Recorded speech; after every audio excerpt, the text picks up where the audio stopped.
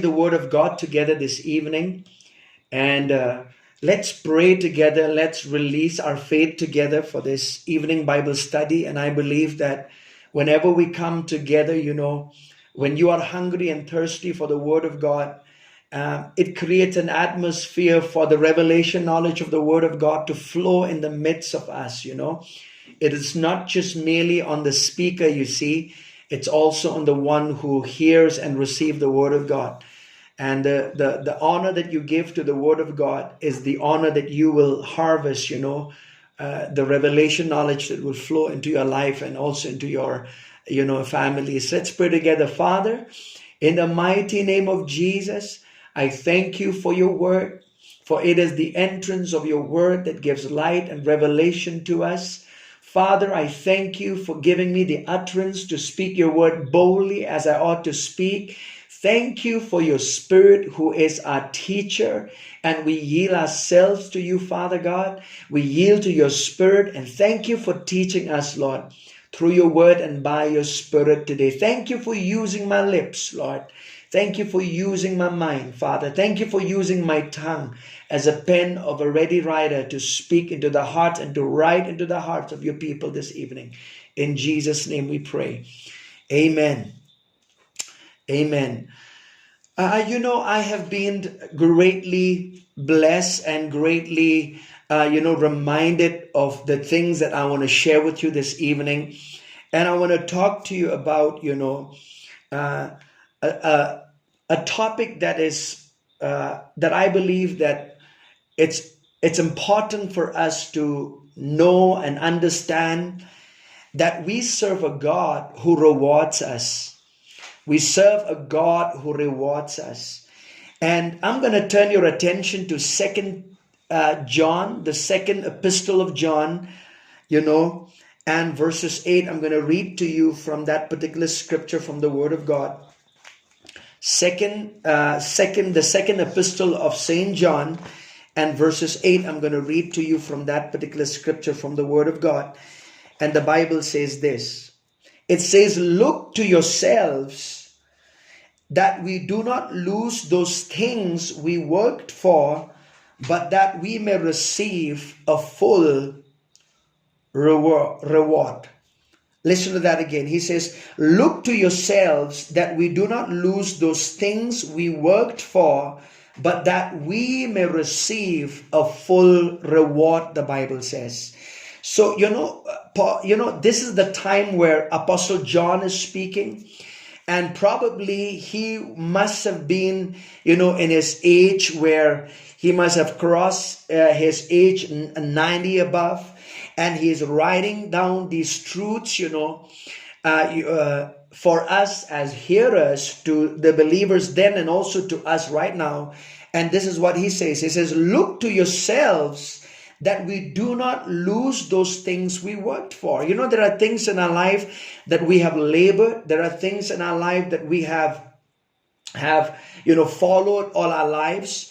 And it's important for us, to hold on to those things, by looking to ourselves, by how we live our life in the spiritual race that God has for us. You see, let me tell you this, the Christianity, is not a sprint, but an endurance run. There is a saying that goes that way. Christianity is not a sprint, but an endurance run. That means we have our own spiritual, race that we have to run in our lives.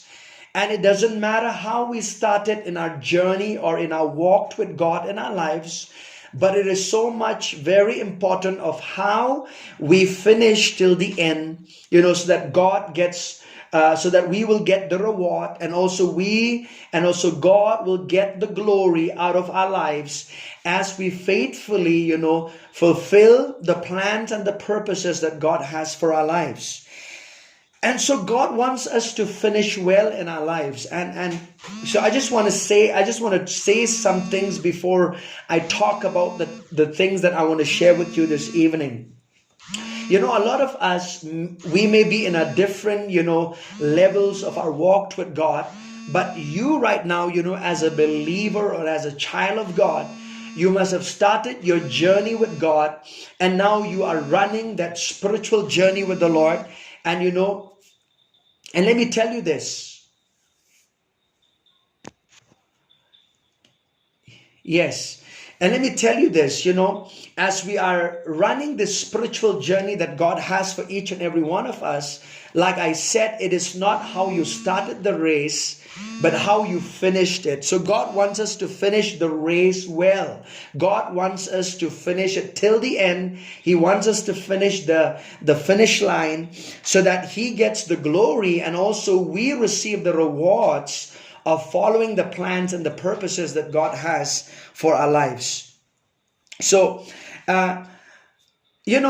the thing that I want to talk to you about today is really something where I believe it's not something new to all of us, but I believe from this portion of scripture in Second John, in 2 John verses 8, it says, "Look to yourselves that we do not lose those things we worked for, but that we may receive a full reward." Listen to that.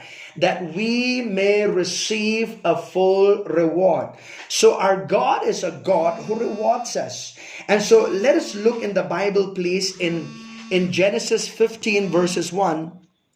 In Genesis chapter 15 verses 1, when God speaks to Abraham, let me just go right into this. When God speaks to Abraham, He says this in chapter 15 verses 1. He says, "After these things, the word of the Lord came to Abraham in a vision, saying, 'Do not be afraid, Abraham. I am your shield, your exceedingly great reward.'" So like I've said to you from the beginning, God is a God who loves to give us reward. He is a God who loves to reward His children.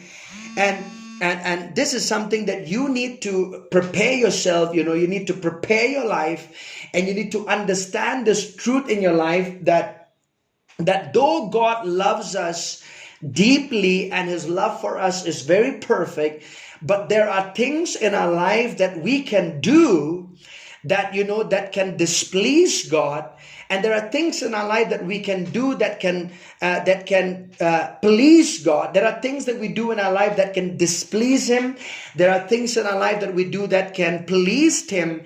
And when God is pleased with our lives, He will give the rewards that is due to us, because He is a God who loves to reward His children. So I want you to put that in mind, that God is a God who loves to give us rewards in this life, all right? And also in the life to come. Let me read to you Hebrews chapter 11 verses 6, please. Hebrews chapter 11 verses 6.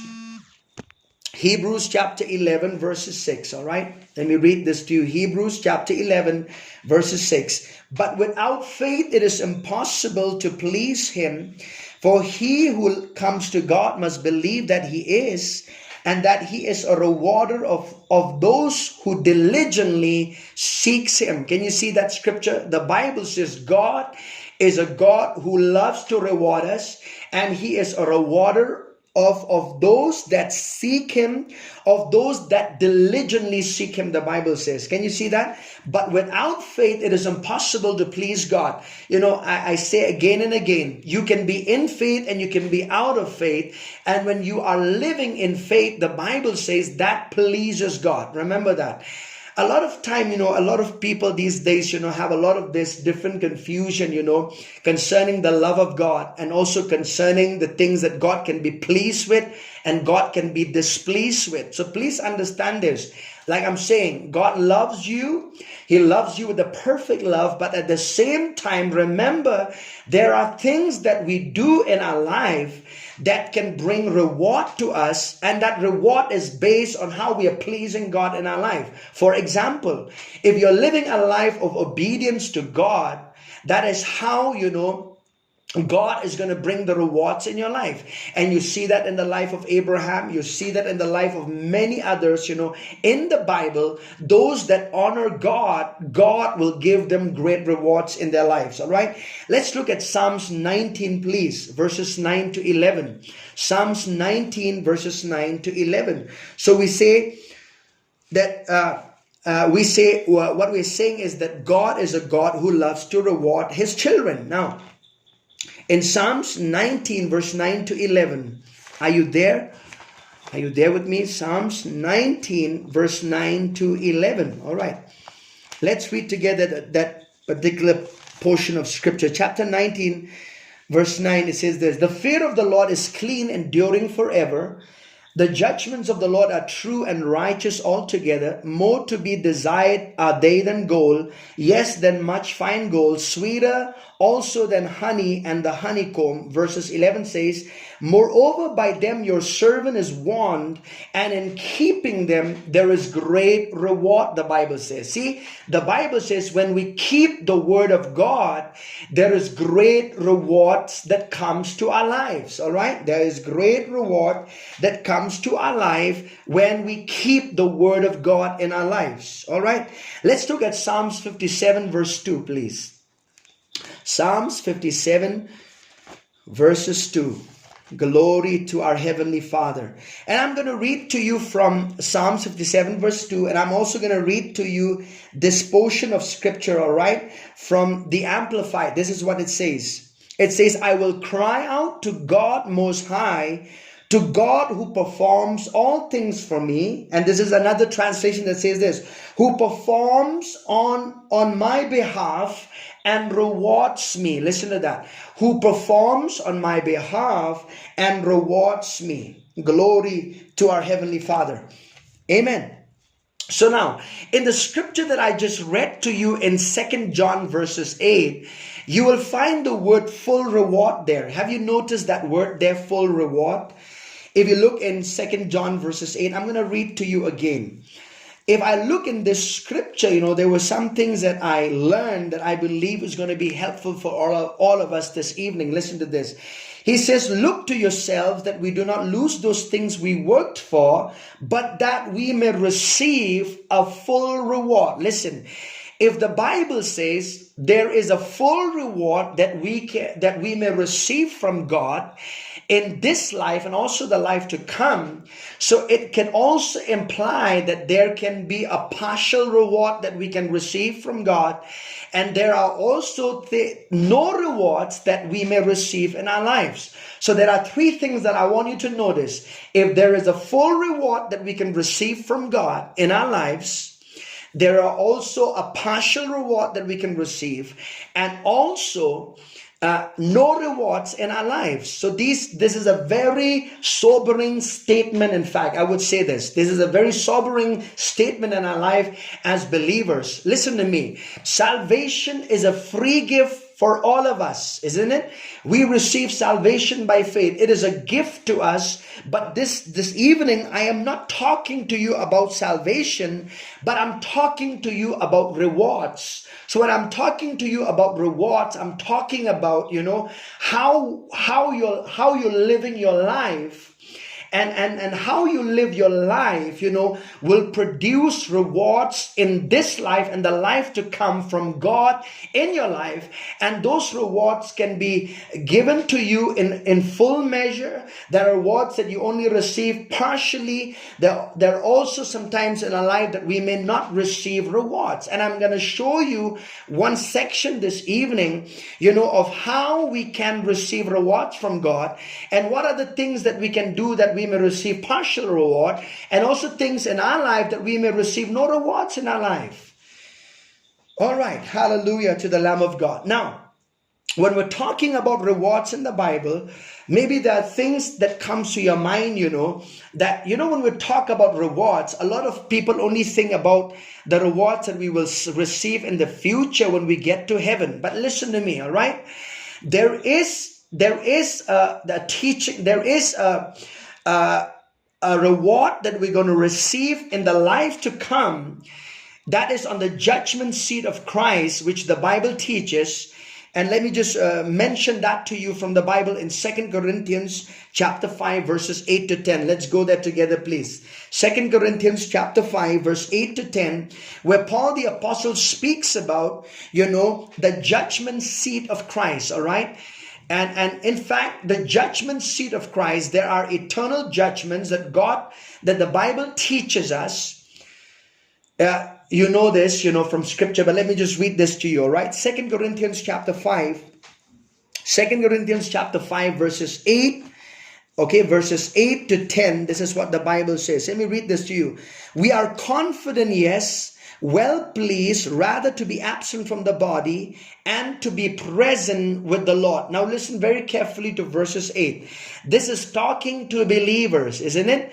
This is not talking to unbelievers. Why do I say that? Because Paul the apostle is saying, we are confident, yes, well pleased, rather to be absent from the body and to be present with the Lord. So when you're absent from the body, speaking about your spirit man, when you put your body aside, when your body is laid on the grave, you see your spirit is present with the Lord, the Bible says.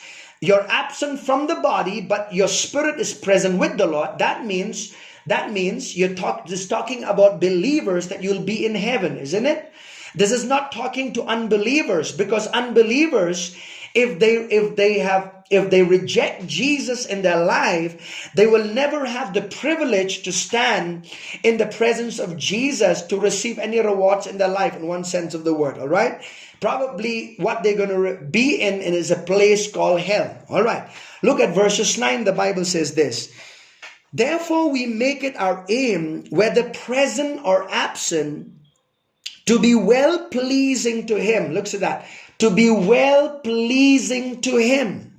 So there are things in our life that can please God. There are things in our life that we do or that we don't do that may please and displease God. For we must all appear before the judgment seat of Christ, that each one may receive the things done in the body according to what he has done, whether good or bad, the Bible says. Can you see that? So can you see that? So the Bible says, one translation, today's English version says this, of that verse of 2 Corinthians chapter 5. I'm going to read to you. It says, we will each receive what we deserve.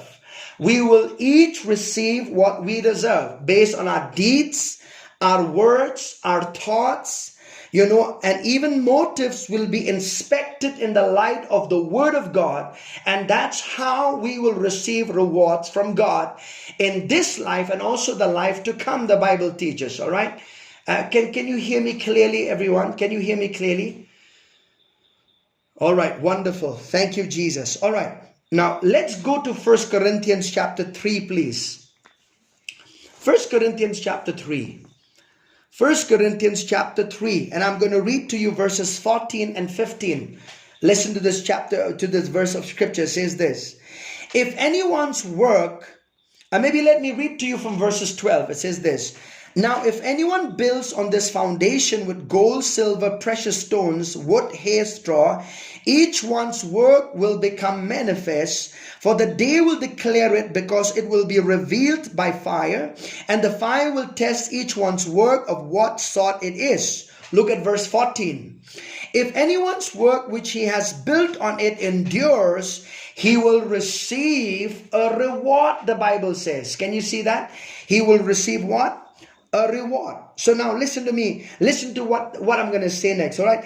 The temporary things on which we build our lives will be devoured. Listen to that.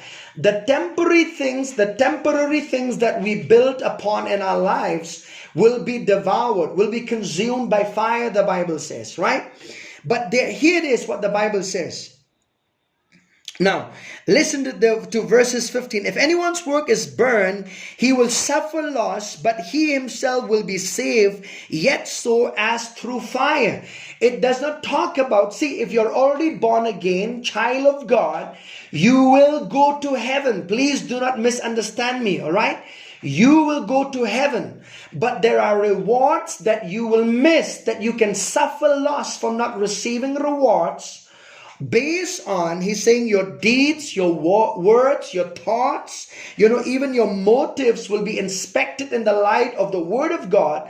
And based on that, you will be rewarded in this life. You will be rewarded in the life to come based on what you do with your life. Let me tell you this. What we do with the cross determines where we'll spend eternity, right? What you do with Jesus will determine where you'll spend eternity. That is all plain to us. That if you reject Jesus, you will miss eternity. You will miss heaven. But listen to this. However, the way we live thereafter as believers determines how we'll spend it. Listen to that. How we'll spend eternity will depend on how you live as a believer. Listen to that very carefully. Where you will spend eternity is what you do with the cross of Jesus, but how you'll spend eternity will depend on how you live your Christian life. This is so vital for us. And God is a God who wants to reward us. See, every godly pattern that we follow in life, there is a promise of reward to it. Let me tell you that. And the Bible says it very clearly about this. I wish we'd had more time to discuss, but because I want to go in a certain direction, in a certain point this evening, let me take your mind to 1 Timothy chapter 4, please, verses 8. 1 Timothy chapter 4, verses 8. All right, 1 Timothy chapter 4, verses 8. Let's go there, please. Hallelujah to the Lamb of God. 1 Timothy chapter 4, verses 8, the Bible says this.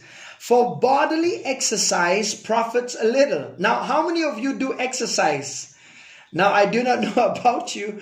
Now, wow. Thank you, Belisha. I don't know about others. If you do exercise, the Bible says it profits a little. And you can just tap your back and you can say, woo, I'm just doing what the Bible says. It says this, for bodily exercise profits a little, but godliness is profitable for all things, having promise of the life that now is and of that which is to come. Listen to that. The Bible says godly patterns carry the promise of reward at the judgment seat, but also their blessing reaches in this life as well. Let me say that again to all of us. Godly patterns, carry the promise of reward at the judgment seat of Christ. Now, please listen to me very carefully. When you hear the word judgment seat of Christ, a lot of time you might think it's punishment, all right? But listen, the judgment seat of Christ is for believers. In fact, it's a rewarding ceremony, all right? Are you clear? It's a rewarding ceremony. It is not like the white throne judgment for unbelievers. The white throne judgment is for unbelievers. The judgment seat of Christ is for believers. In the Greek, you find the word bema, all right? It's the bema seat of Christ. It is where Christ will reward the believers. Glory to God. Hallelujah. Amen. I and you will not be on the white throne judgment. We will not be on the white throne's judgment because we're already born again, isn't it? But we will be in the judgment seat of Christ. It's talking about rewards, not punishment, all right? Talking about rewards, not punishment. How many of you are excited about it? That you are gonna be receiving rewards. God is a God who loves to give rewards. Amen. Glory to God. Not just in heaven, not just on the judgment seat of Christ, but the Bible says that there is a blessing, of the godly patterns that carry rewards, not just in the judgment seat of Christ, but also in this life. Hallelujah to the Lamb of God. Let me read this. He says, for godly exercise profits a little, but godliness is profitable for all things. Hallelujah. For all things. For all things. That means If you live a life faithful to the call of God, if you live your life in obedience to God and His Word and His Spirit in your life, there is a reward for your life. There is a reward for your life, my dear brothers and sisters in Christ. Hallelujah. And he says, having promise of the life that is now and of that which is to come. That means the rewards of God are twofold. Twofold meaning in heaven and also in this life. And let me prove that to you from scripture, right? Let me show that to you from Proverbs 11 verses 31. Proverbs 11 verses 31. Oh, glory to the Lamb of God. Proverbs 11, 31. Proverbs 11 verses 31. 11:31 says this. It says, if the righteous, listen to that, if the righteous will be recompensed on the earth, how much more the wicked and the sinner, the Bible says. If the righteous will be what? Recompensed on the earth. So if the righteous will be rewarded on the earth, how much more the ungodly and the sinners? That means there are rewards that is coming for believers and unbelievers. And I'm saying the Bible says there are rewards for believers on the earth as well. All right. Look at 13, Proverbs 13 verses 21. Proverbs 13 verses 21 says this. Let me read this to you from the today's English version, okay? The TEV translation says this. It says, righteous people will be rewarded with good things. How many of you have been rewarded with good things? Come on. Righteous people will be rewarded with good things. Let me read to you from the New King James Version. It says this.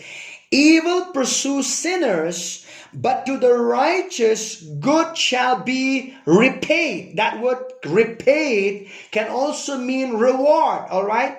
Reward, recompense, reward. God is a God who will reimburse to us things that we do in our lives that pleases the heart of God. See, let me tell you this. Every time God gives us instruction to do something, listen to me very carefully of what I'm going to say to you.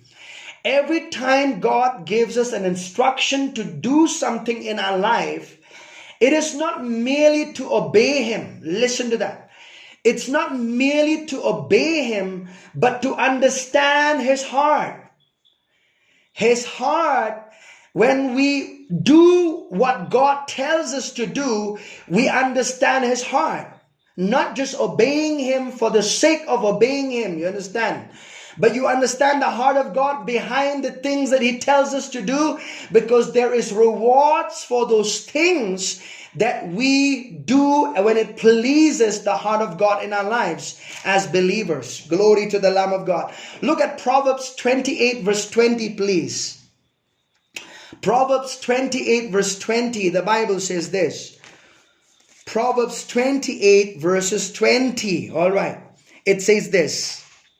Oh, glory. A faithful man will abound with blessings, or the trustworthy person will get a rich reward. You know, in the New Living Translations, it says that the trustworthy person will get a rich reward. The Bible says, if you are a faithful person, you will receive rewards from God. God will reward faithfulness. Say that to yourself. God will reward faithfulness. Hallelujah. You know, whenever you are designed for promotion in your life, remember that promotion is a reward that comes because of your faithfulness in serving God, of your faithfulness in doing what God calls you to do in this life. Hallelujah to the Lamb of God. Now, let's look in the life of Jesus, because I want to show you today one of the key elements in receiving rewards from God. I'm going to talk to you about one key element of receiving rewards from God. This is the main thing that I want to talk to you about today, because this is an ingredient and a key that is missing in this 21st century like never before. And it is important for us to be reminded of this virtue if you want to see the great rewards of God in your life as a minister of the gospel, or even as a believer, or even as a layman. If you want to see the rewards of God richly in your life, here is a key that all of us must desire to live by in our lives so that we can receive from God more properly in our lives.